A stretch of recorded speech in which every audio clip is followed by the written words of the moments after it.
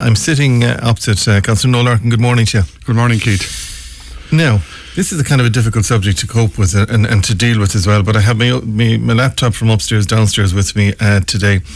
You've been getting representation from some residents in the Fana Glas area of Ballybane for how long now at this stage? That's correct. It's I suppose it's going on now for 12 months or more. And I really had to do something about it when I saw the level of devastation that was done to some of the homes in that area. In the whole area. Just to go back a little bit, you've been getting representation about Fana Glas.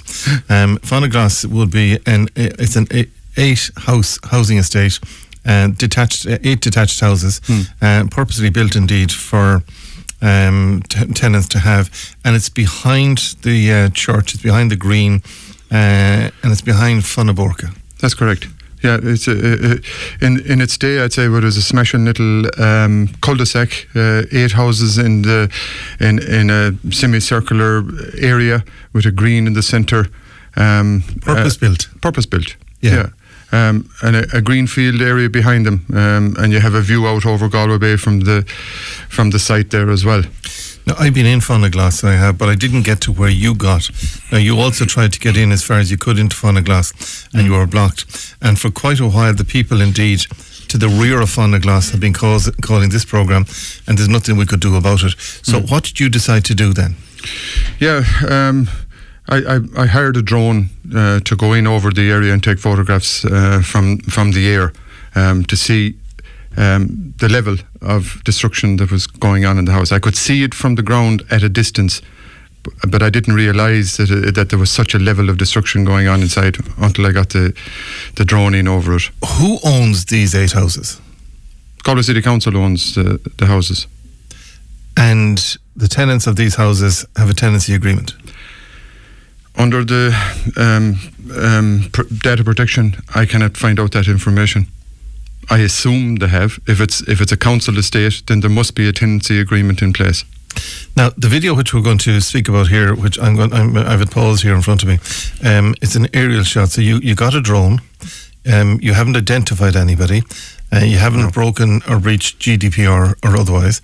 Nobody identified. No car registration was identifiable. The 8 houses were in good nick, and I'm looking at the video because it's rolling here in front of me now. Currently, I reckon that at least 5 or 6 out of the 8 are uninhabitable. Absolutely. One has been. I'm looking at the video here. One of them, you can see it as well. Yeah. One of them has been burnt out fully. Yeah. And all you can see is the roof has gone on it. The second one is very badly burnt. The one that's badly burnt, indeed, there's a hole in the back wall. Somebody created and put in a lentil, a door that brings them out into a green space where there's a significant amount of burning going on a nightly basis. Yeah. Who owns the land behind Fana Glas? I'm not sure of that now, Keith. That's illegal. I didn't look into it. No, but that's a legal activity that's there. It's a legal activity. Like when you see the level of burning that's going on there, you can see the length of the wall that's all blackened. There has been significant burning going on, and you can see outside the perimeter wall as well the level of dumping that's happening in the area there as well. But inside the wall as well, like when you see it, those houses that are uninhabitable at the moment, you see the amount of tyres and rubbish and white goods and everything that's built up in them. Yeah, I mean, you gave this video to me earlier in the week, so you did well yesterday, so I might as well be clear on this one. Yeah. And it's quite shocking because the burning is taking place to the rear of the houses. One house is totally burnt out. Then they're burning whatever they're burning and the metal. And there's a gentleman in a high-vis jacket in this video, unidentifiable. And he's actually taking out the residual after the burning from the night before. It seems very much that way, yeah. And stacking it up then, so that'll be taken away and they'll turn that into cash. And then to the left of that, indeed, you've got family homes that people are trying to live in while this type of antisocial behaviour is ongoing. Yeah. But I'm looking at 6, if 6 out of the 8 don't look as if anybody could live in them. And then somebody told me last night that they believe there's horses living in one of them.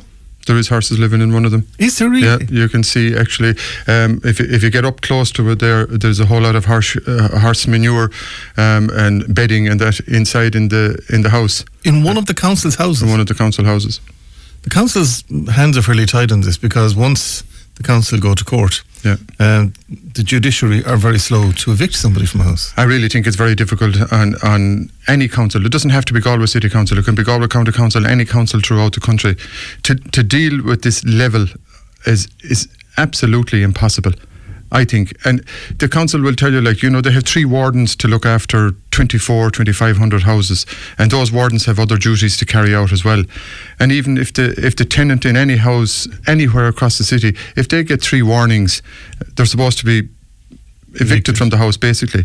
But then the council must take them to court, and the judge won't evict any tenant unless that they have another place to go to. Noel, thank you for joining us today. All right, okay, just if I could say, like, you know, that I'm not pointing the finger at travellers here. I don't know. I just let's be clear about that. You know, all I'm doing is highlighting the situation here about destruction of council property in Galway City. All right, Noel, thank you for joining us. Galway Talks with Keith Finnegan.